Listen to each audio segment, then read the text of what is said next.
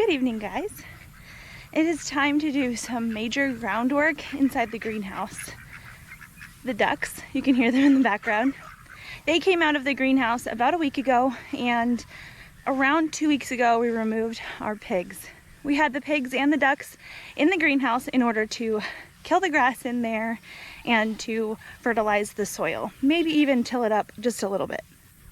Well, they did their job, but plants are very persistent, and we do have some grass and other sprouts coming up in the greenhouse, and I want to show you the tomato forest in here.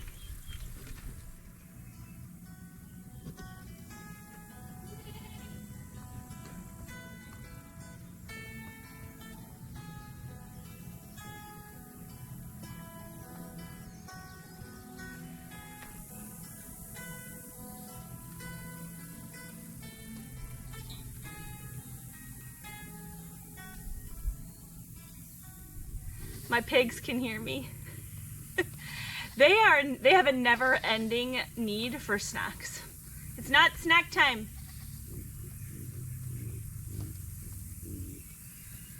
Anyway, it seemed like a good idea at the time to get the pigs and the ducks in here, really working the ground, really making the ground bare, fertilizing it, and preparing it for planting.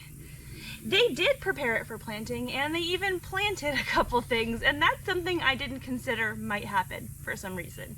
We do have a little bit of grass coming up in here again, and lots of tomatoes. There's also some kind of melon, cucumbers. There are sprouts of all kinds coming up right now. But as surprising as that is, it's not necessarily a bad thing. If I can get the seeds that are in here to sprout, and then I till them under, I cover them with cardboard, I cover them with weed fabric, we really should be able to stay on top of what used to be pasture in this area. So over the next week or so, I'm going to be working off and on in the greenhouse, getting it set up for fall planting. I've already set our fall starts in their little seed trays, and they'll be ready to come in here in about a month. I definitely can't let this grass and other various plants take hold in this greenhouse in the meantime though. So I've borrowed Old Faithful, this trusty tiller from my neighbor. I've done some amendments, and I've done a little bit of planning. So let me show you what I've got going on in here.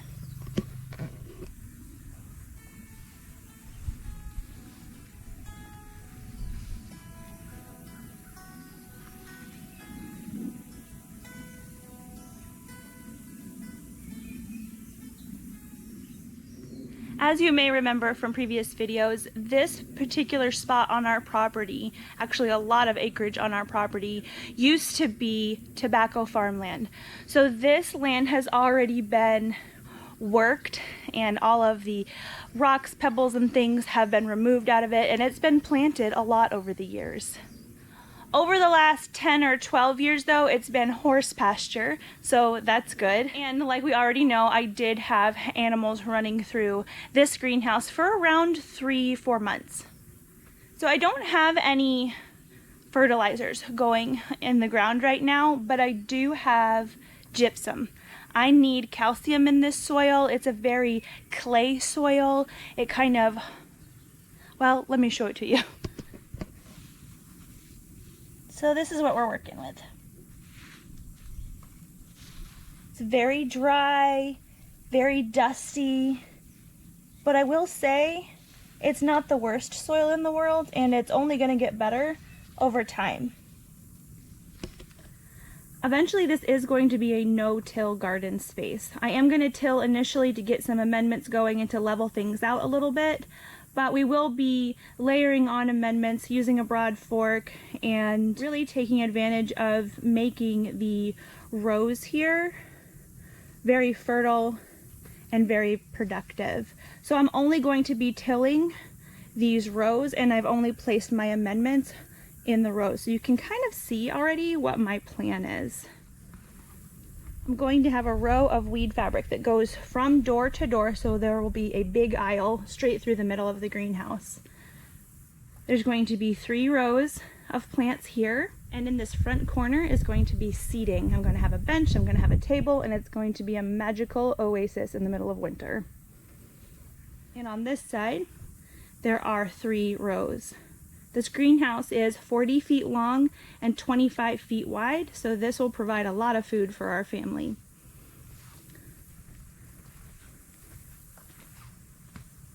This is where my pigs had their wallow. This is about the extent of the rooting that they did. Really not bad, but still something I've got to work around. So I told you about the strip of weed fabric that's going to go straight down the middle. I'm also going to be placing weed fabric in this corner over here where I'm going to have the seating area. I will have a few potted plants over there as well. But in general, when I'm weeding in the garden, I don't want to be weeding my pathways. I am going to be placing some woven weed fabric in the walkways between the rows, and I'm only going to be placing my amendments and things in the planting rows. And you can see pretty well here where the rows are going to be based on the rows of gypsum that I've got down. So I've got to get Old Faithful started, and I've got to get her tilling in these rows for me. I'm not really going to worry about the grass and the plants that are over here in my walkways right now. I have an order of woven weed fabric coming from Grower Solution. It is on the way. I got the tracking information. So those guys, they don't stand a chance, but they do have a couple more days left.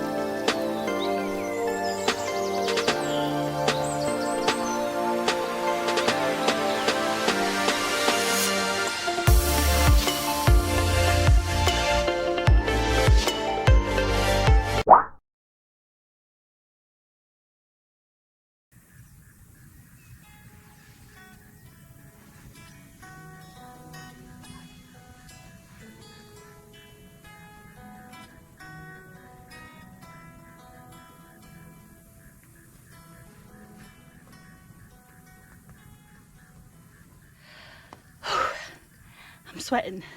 I know there's got to be a setting on that tiller for like the push bar or whatever it's called to be a little bit higher. My back is now officially dead, but first round of tilling done. I may get a second round in after I put down a little bit of rabbit manure. I don't know how necessary that really is. Let me show you what the soil looks like after we tilled it. Definitely clay. We've got the gypsum in there. And like I said, this is going to improve over time. This soil could definitely use more organic matter, so maybe I will do the bunny poop thing. I could also just place rabbit manure underneath each plant. Just about every plant that I'm putting in here over the winter has a 1 foot spacing. So every foot we can place rabbit manure underneath the plant and slowly but surely improve the soil in here. It may just be the heat getting to me, but I really don't feel like toting buckets of rabbit manure over here. But who knows, after I cool off I may change my mind.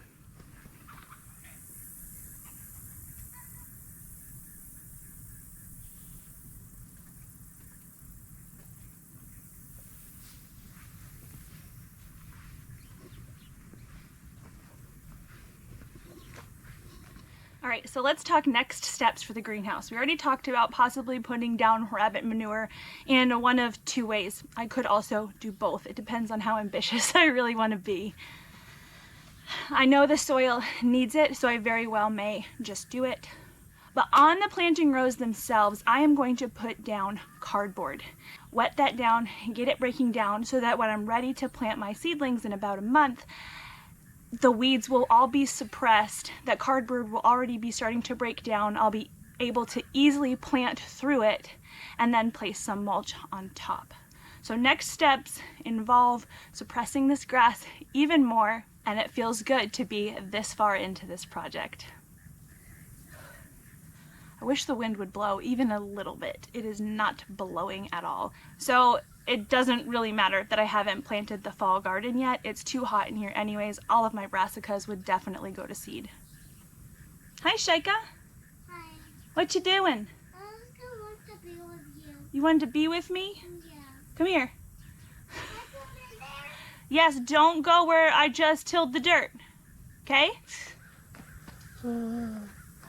So we have a local Amish store that is our grocery store of choice, and it's only 12 minutes up the road. It's fantastic.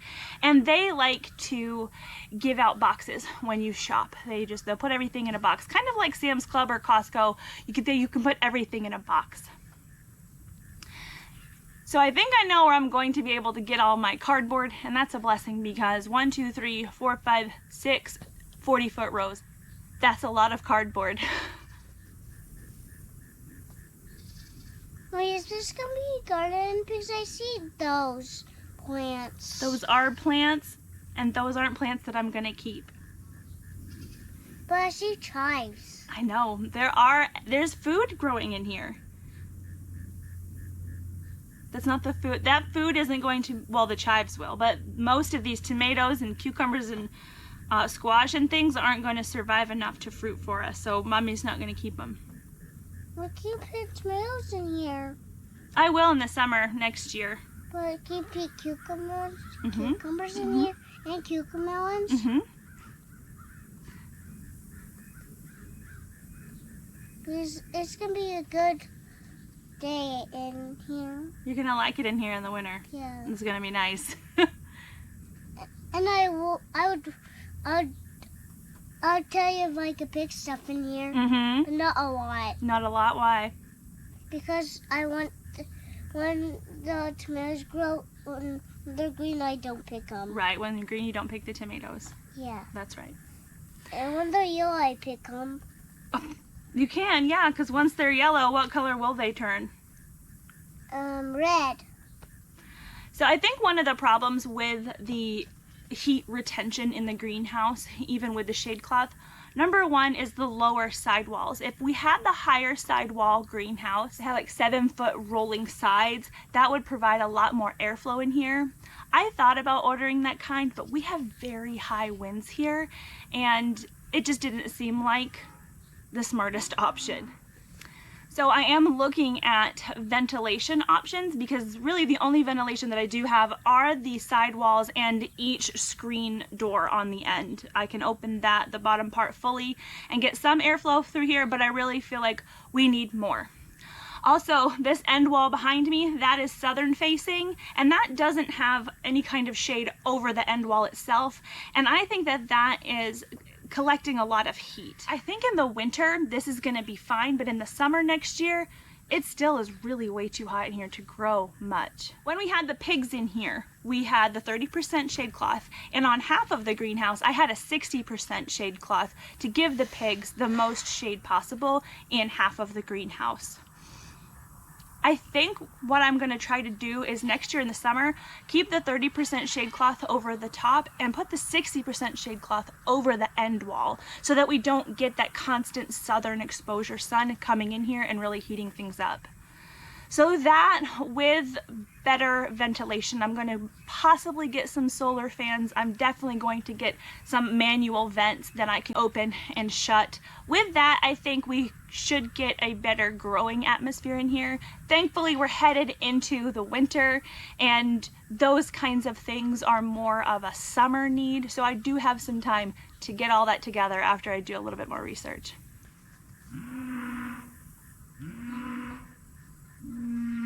Mommy, what's the green thing for? This is the tiller. We're waiting for the cow to stop So we can get out? so we can talk a tiny bit more. What do you think she needs? I don't know. You'll be able to see everything from the beginning.